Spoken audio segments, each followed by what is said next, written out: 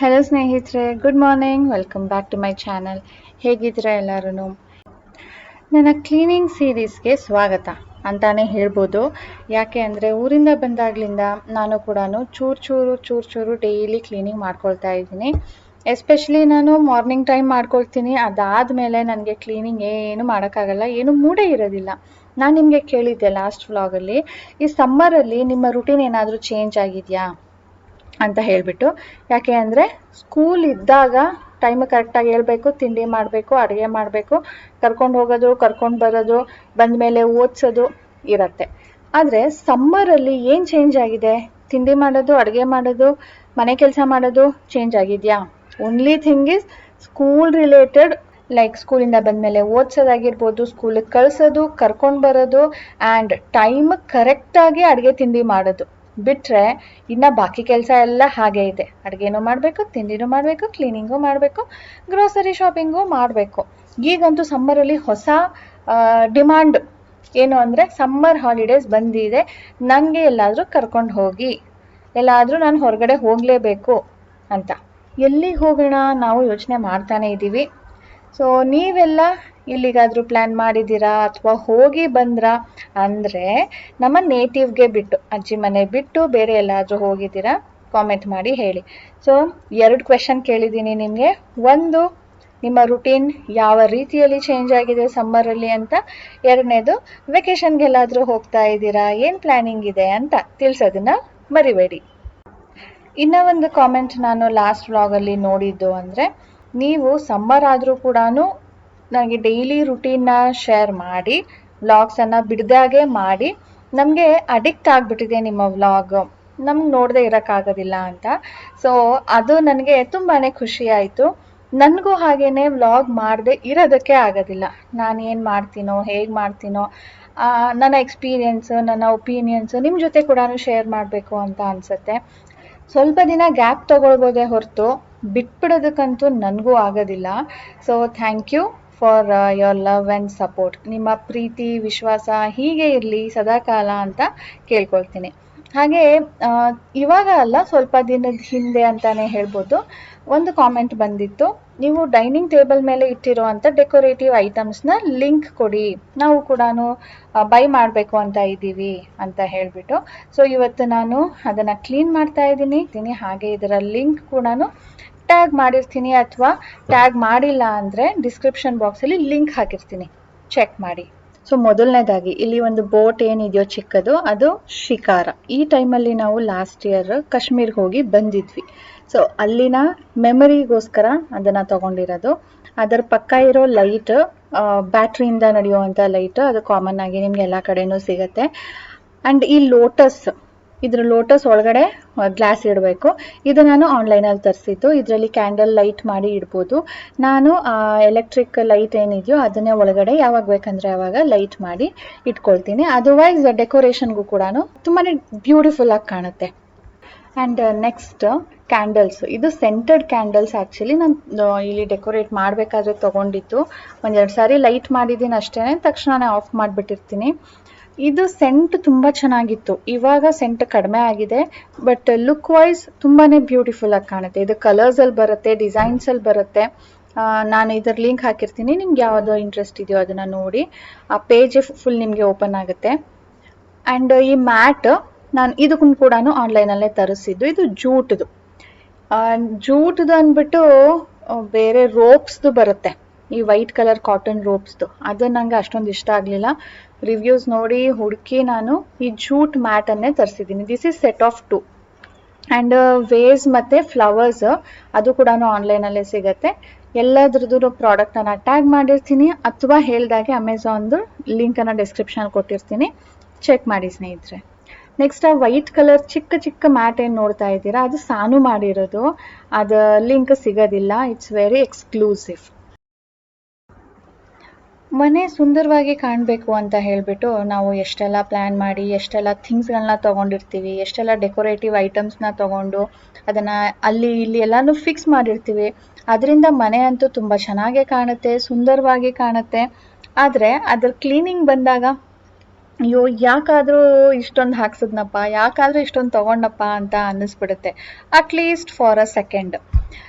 ಅದಕ್ಕೆ ಅಂತ ಹೇಳ್ಬಿಟ್ಟು ನಾವು ಹೌಸ್ ಹೆಲ್ಪನ್ನು ಇಟ್ಕೊಂಡ್ರೆ ಒಳ್ಳೆಯದು. ಆದರೆ ಎಲ್ಲನೂ ನಾವೇ ಮಾಡ್ತೀವಿ ಅಂತ ಅಂದ್ಕೊಂಡು ಎಲ್ಲನೂ ನಾವೇ ಮಾಡೋದಕ್ಕೆ ಹೋದರೆ ರೆಸ್ಟ್ ಇಲ್ದಾಗೆ ಬರೀ ಕ್ಲೀನಿಂಗೇ ಆಗಿಬಿಡತ್ತೆ. ಈ ಹ್ಯಾಂಗಿಂಗ್ ಲೈಟ್ಸನ್ನು ನಾನು ಲಾಸ್ಟ್ ಇಯರ್ ಹಾಕ್ಸಿದ್ದು. ಇದು ಹಾಕ್ಸಿದ ಮೇಲಂತೂ ಒಂದು ಹೋಲ್ ಲುಕ್ಕೇ ಚೇಂಜ್ ಆಗಿದೆ. ಆ್ಯಂಡ್ ಲೈಟ್ಸ್ ಆನ್ ಮಾಡಿದಾಗ ಅಂತೂ it gives such a nice vibe. And ಮಕ್ಕಳು ಕೂಡ ಮನೆಗೆ ಬಂದಾಗ ಆಂಟಿ ಇದು ಎಷ್ಟು ಚೆನ್ನಾಗಿ ಕಾಣ್ತಾ ಇದೆ ಅಂತಾನೆ ಹೇಳ್ತಾರೆ. ಅಂದರೆ ಆ ಡಿಫ್ರೆನ್ಸ್ ಮಕ್ಕಳಿಗೂ ಕೂಡ ಗೊತ್ತಾಗ್ತಾ ಇದೆ, ಬರೀ ದೊಡ್ಡವ್ರಿಗಲ್ಲ. ಈಗ ಎಲ್ಲಾದರೂ ಹೋದಾಗ ನಾವು ಮನೆಯಲ್ಲಿ ಹೇಗಿದೆ ಹಾಗಿದೆ ಅಂತ ನೋಡಿಬಿಟ್ಟು ಸ್ವಲ್ಪ ಡಿಸ್ಕಸ್ ಮಾಡ್ತೀವಿ, ಅದು ಚೆನ್ನಾಗಿದೆ ಅಲ್ವಾ ಅಂತ ಅಂದ್ಕೊಳ್ತೀವಿ. ಅದೇ ಥರ ಮಕ್ಕಳಿಗೂ ಕೂಡ ಇದು ಇಷ್ಟ ಆಗಿದೆ ಅಂದರೆ ಇಮ್ಯಾಜಿನ್ ಮಾಡಿ ಎಷ್ಟು ಆ್ಯಡ್ ಮಾಡಿದೆ ಇದು ನನ್ನ ಮನೆಯ ಒಂದು ಡೆಕೋರೇಷನ್ಗೆ, ಒಂದು ಬ್ಯೂಟಿಫಿಕೇಷನ್ಗೆ ಅಂತ ಹೇಳಿಬಿಟ್ಟು.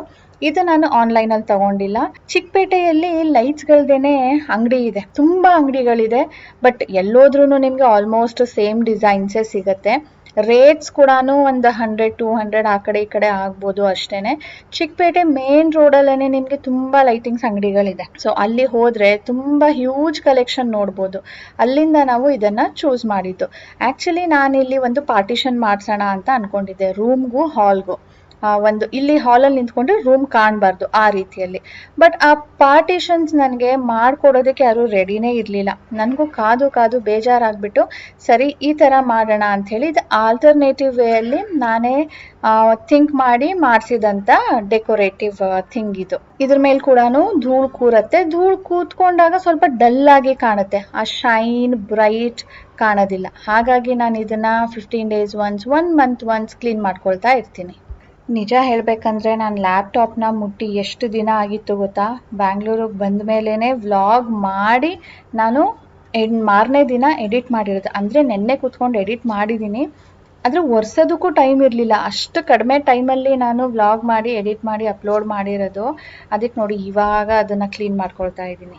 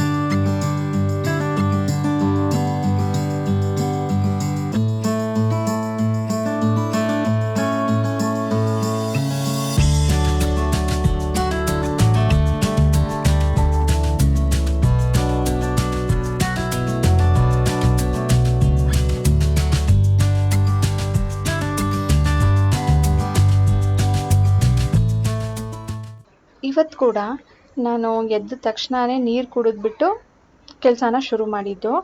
ಈಗ 1.5 hour ಹತ್ತತ್ರ ಆಗ್ತಾ ಇದೆ. ಅದಕ್ಕೆ ಎದ್ದಾದಮೇಲೆ ವಿತಿನ್ 90 minutes ನಾವು ಏನು ಕುಡಿತೀವಿ ಅದು ನಮ್ಮ ಬಾಡಿ ಫಂಕ್ಷನ್ ಮೇಲೆ ಎಫೆಕ್ಟ್ ಆಗುತ್ತಂತೆ. ಸೊ ಆದಷ್ಟು ನಾವು ಏನಾದರೂ ಹೆಲ್ತಿ ಡ್ರಿಂಕ್ ಕುಡಿಬೇಕು ವಿತಿನ್ 90 minutes.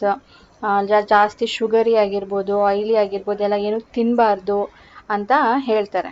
ಅಂದರೆ ಹೆಲ್ದಿ ಕುಡಿಯೋದು ಅಂದರೆ ಒಂಥರ ಕಷಾಯದ ಥರ ಮಾಡ್ಕೊಂಡು ಕುಡಿಬೇಕು ಅಂತ. ಇನ್ಮೇಲೆ ನಾನು ಅದನ್ನು ಪ್ರಾಕ್ಟೀಸ್ ಮಾಡ್ಕೊಳ್ಬೇಕು. ಒಂದು ಸ್ವಲ್ಪ ರಿಸರ್ಚ್ ಮಾಡಿ ಅದ್ರ ಮೇಲೆ ಯಾವ್ದು ಕುಡಿದ್ರೆ ಒಳ್ಳೆಯದು ಅಂತ ನೋಡಿಬಿಟ್ಟು ಅದನ್ನು ಕೂಡ ಇನ್ಕ್ಲೂಡ್ ಮಾಡ್ಕೊಳ್ತೀನಿ. ಸದ್ಯಕ್ಕೆ ಈಗ ಹಾಲು ಕುಡಿಯೋ ಬದಲು ಟೀ ಮಾಡ್ಕೊಂಡಿದ್ದೀನಿ. ಸಾನು ಎದ್ದು ಅವಳ ಬೆಳಿಗ್ಗೆನ ರುಟೀನ್ ಶುರು ಮಾಡಿದ್ದಾಳೆ. ಸ್ಕೂಲ್ ಇಲ್ಲದೆ ಇರಬೇಕಾದ್ರೆ ಏನು ರುಟೀನ್ ಇರುತ್ತೆ ಹೇಳಿ? ಎದ್ದ ತಕ್ಷಣ ಟಿ ವಿ ನೋಡ್ಲಾ ಅಂತ ಕೇಳ್ತಾಳೆ. ನನಗೆ ಎದ್ದ ತಕ್ಷಣ ಟಿ ವಿ ನೋಡ್ತೀನಿ ಅಂತ ಕೇಳಿದ್ರೆ ಲೇಸಿ ಆಗಿಬಿಡ್ತಾಳೆ ಅಂದ್ಬಿಟ್ಟು ಕೋಪ. ಅಂದರೆ ಸ್ನೇಹಿತರೆ ಟಿ ವಿ ಆನ್ ಮಾಡ್ಕೊಂಡು ಕುತ್ಕೊಂಡು ಬಿಡ್ತಾಳ, ಸ್ನಾನ ಮಾಡು ಅಂದರೆ ಹೋಗೋದಿಲ್ಲ, ತಿಂಡಿ ಮಾಡು ಅಂದರೆ ಹೇಳೋದಿಲ್ಲ, ಕೂತಿದ್ದ ಕಡೆನೇ ಎಲ್ಲಾನು ಹಾಲು ನೀರು ಎಲ್ಲಾನು ಕೊಡಬೇಕು ಅವಳಿಗೆ. ಹೊಟ್ಟೆ ಹಸಿವು ಆಗಿದ್ರೂ ಟಿ ವಿ ನೋಡ್ತಿರ್ತಾಳಲ್ಲ, ಹೋಗೋದಕ್ಕೆ ಸ್ನಾನಕ್ಕೆ ಹೋಗೋದಕ್ಕೆ ಮನಸ್ಸಾಗೋದಿಲ್ಲ. ಅದಕ್ಕೆ ಅವಳ ಸ್ವಭಾವ ನೋಡಿಕೊಂಡು ನಾನು ಕಂಡೀಷನ್ ಮಾಡಿರೋದೇನು ಅಂದರೆ ನೀನು ಸ್ನಾನ ಮಾಡಿದ್ರೇ ತಿಂಡಿ ಅಂತ. ಅಂದರೆ ಅವಳು ಅಟ್ಲೀಸ್ಟ್ ಆವಾಗಲಾದರೂ ಹೋಗಿ ಸ್ನಾನ ಮಾಡಲಿ ಅನ್ನೋ ಥರ. ಅದಕ್ಕೆ ಏನು ಮಾಡ್ತೀನಿ, ಟಿ ವಿ ಹಾಕಿದರೆ ಕುತ್ಕೊಂಡು ಬಿಡ್ತಾಳಲ್ಲ ಅಂದ್ಬಿಟ್ಟು ನೀ ಏನಾದರೂ ಮಾಡು ಟಿ ವಿ ಬಿಟ್ಟು, ನೀನು ಎಕ್ಸಸೈಸ್ ಮಾಡ್ತೀಯಾ, ಆಟ ಆಡ್ತೀಯೋ, ಕ್ರಾಫ್ಟ್ ಮಾಡ್ತೀಯೋ, ಡ್ರಾಯಿಂಗ್ ಮಾಡ್ತೀಯೋ, ಏನಾದರೂ ಮಾಡು, ಒಟ್ನಲ್ಲಿ ನೀನು ಟಿ ವಿ ನೋಡೋಂಗಿಲ್ಲ ಅಂತ. ಸೊ ಇವತ್ತು ಟಿ ವಿ ಹಾಕ್ಕೊಂಡಿದ್ದಾಳೆ. ಯಾಕೆ ಅಂದರೆ ಇವತ್ತು ನಾನು ಅವಳಿಗೆ ಮಂಡಲ ಆರ್ಟನ್ನು ಇಟ್ಸ್ ಅ ಡ್ರಾಯಿಂಗ್, ಅದನ್ನು ಕೆಲವೊಂದು ಟೆಕ್ನಿಕ್ನ ಯೂಸ್ ಮಾಡಿಕೊಂಡು ಮಾಡಬೇಕು. ಅಂದರೆ ಸಿಂಪಲ್ ಟೆಕ್ನಿಕ್ ಲೈಕ್ ಮೆಷರ್ಮೆಂಟ್ಸ್ ತೊಗೊಳೋದು ಎಷ್ಟು ಇಂಪಾರ್ಟೆಂಟು, ಅವಳು ಗ್ರಾಫ್ ಮಾಡಬೇಕಾದ್ರೆ ಆಗಿರ್ಬೋದು, ಜಾಮೆಟ್ರಿ ಮಾಡಬೇಕಾದ್ರೆ ಆಗಿರ್ಬೋದು. ಸೊ ಇದನ್ನು ಮಾಡೋದ್ರಿಂದ ಅವಳಿಗೆ ಸ್ವಲ್ಪ ಎಂಟರ್ಟೈನ್ಮೆಂಟು ಆಗುತ್ತೆ, ರಿಫ್ರೆಶ್ಮೆಂಟು ಆಗುತ್ತೆ, and somewhat shall learn something ಅಂತ ಹೇಳಿಬಿಟ್ಟು ನೆನ್ನೆ ಹೇಳಿದ್ದೆ, ಇವತ್ತು ಶುರು ಮಾಡಿದ್ದಾಳೆ. ಸೊ ಅದನ್ನು ನಾನು ಈ ಥರ ಅಲ್ಲ ಆ ಥರ ಅಂದ್ಬಿಟ್ಟು ಹೇಳ್ಕೊಡ್ತಾ ಇದ್ದೀನಿ. ಅದನ್ನು ಅವಳು ಟಿ ವಿ ನೋಡಿ ಮಾಡ್ತಾ ಇದ್ದಾಳೆ.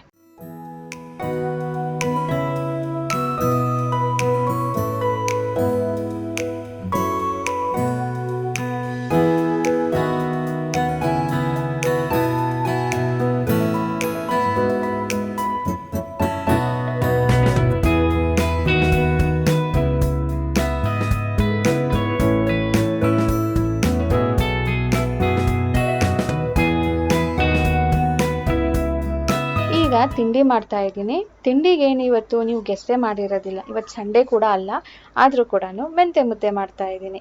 ಇದು ಬೆಲ್ಲದ ನೀರು, ನಮಗೆ ಎಷ್ಟು ಬೇಕೋ ಮುದ್ದೆ ಮಾಡೋದಕ್ಕೆ ಅಷ್ಟು ನೀರಿಗೆ ಬೆಲ್ಲ ಹಾಕಿ ಕರಗಿಸ್ಕೊಂಡು ಈಗ ಮೆಂತೆ ಮುದ್ದೆ ಹಿಟ್ಟನ್ನು ಹಾಕಿದ್ದೀನಿ. ಈ ಹಿಟ್ಟು ಹೇಗೆ ಮಾಡೋದು ಅನ್ನೋ ಹಾಗಿದ್ರೆ 2 kg ಗೋಧಿ, ನಾನು ಯಾವಾಗಲೂ 2 kg ಗೋಧಿದು ಮಾಡ್ಕೊಳ್ಳೋದು. 2 kg ಗೋಧಿ, 2 ಪಾವು ತೊಳೆದಿರೋ ಅಂಥ ಅಕ್ಕಿ ಮತ್ತು 300 ಗ್ರಾಮು ಸ್ವಲ್ಪ ಬಿಸಿ ಮಾಡ್ಕೊಂಡಿರೋ ಮೆಂತೆ, ಇಷ್ಟನ್ನು ಮಿಕ್ಸ್ ಮಾಡಿ ನಾನು ಫ್ಲೋರ್ ಮಿಲ್ಲಲ್ಲಿ ಪುಡಿ ಮಾಡಿಸ್ಕೊಳ್ತೀನಿ. ಸೊ ಈಗ 1 ಗ್ಲಾಸ್ ನೀರು ಇಟ್ಟಿದ್ದೀನಿ ಅಂದರೆ 1 ಸ್ಪೂನಷ್ಟು ಹಿಟ್ಟನ್ನು ಹಾಕಿಬಿಟ್ಟು ಬೆಚ್ಚಗಿರೋ ನೀರಿಗೆ ಹಾಕಿದ್ರೆ ಗಂಟು ಆಗೋದಿಲ್ಲ. ಈಗ ಗಂಟು ಇತ್ತಲ್ವಾ, ಯಾಕೆ ಅದು ಅಂದರೆ ತುಂಬ ಬಿಸಿನೀರಿಗೆ ಹಾಕಿದಾಗ ಆ ಥರ ಆಗುತ್ತೆ, ಅಥವಾ ಫುಲ್ ತಣ್ಣೀರಿಗೆ ಹಾಕಿದಾಗ ಆ ಥರ ಆಗುತ್ತೆ. ಬೆಚ್ಚಗೆ ನೀರು ಹಾಕಿದ್ರೆ ತುಂಬ ಬೇಗ ಮಿಕ್ಸಪ್ ಆಗುತ್ತೆ. ಈಗ ಇದು ಕುದಿ ಬರಬೇಕು. ಕುದಿ ಬಂದಮೇಲೆ ಅದು ಸ್ವಲ್ಪ ಥಿಕ್ಕಾಗಿರುತ್ತೆ.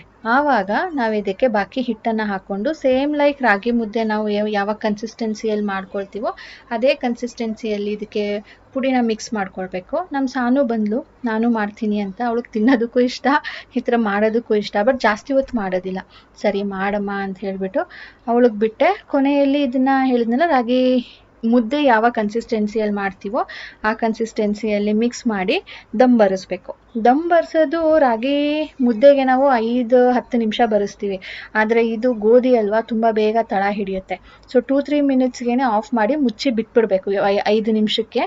ಆಮೇಲೆ ಇದನ್ನು ಓಪನ್ ಮಾಡಿ ಮುದ್ದೆ ಮಾಡಬೇಕು.